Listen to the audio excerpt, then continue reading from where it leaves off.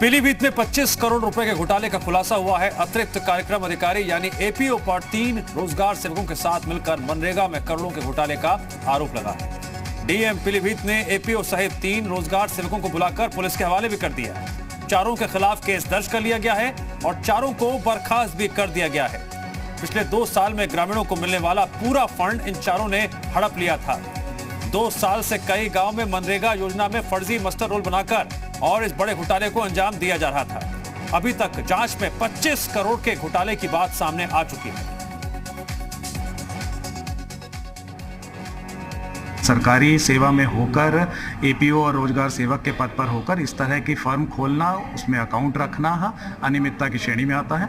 इनको तत्काल इनका निरस्तीकरण करा गया है, सरकारी सेवा से निरस्तीकरण करा गया है। साथ ही साथ इन्हें अरेस्ट कराया गया है और इनके ऊपर सुसंगत धाराओं में एफआईआर लॉन्च करते हुए है इनको जेल भेजा गया।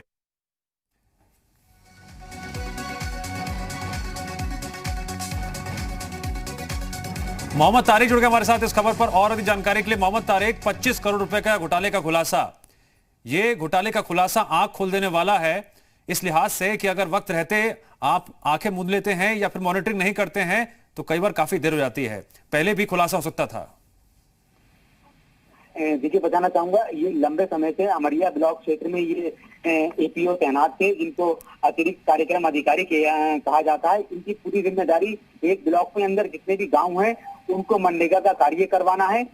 जो डीएम नए आए हैं, इनके जमाने में शिकायत हुई, यानी इनके टाइम में ये शिकायत हुई, तो जिसकी जांच इन्होंने की तो ये बहुत लंबा एक घोटाला निकल के आया। इनके साथ में 3 रोजगार सेवक भी थे। बाकायदा जिन गांवों के लिए पैसा आया था उन गांवों के ग्रामीणों को काम न देकर दूर दूर के नामों इन्होंने फर्जी लिए थे और उनके नाम से मस्ट्रोल निकालकर पैसा निकाला था।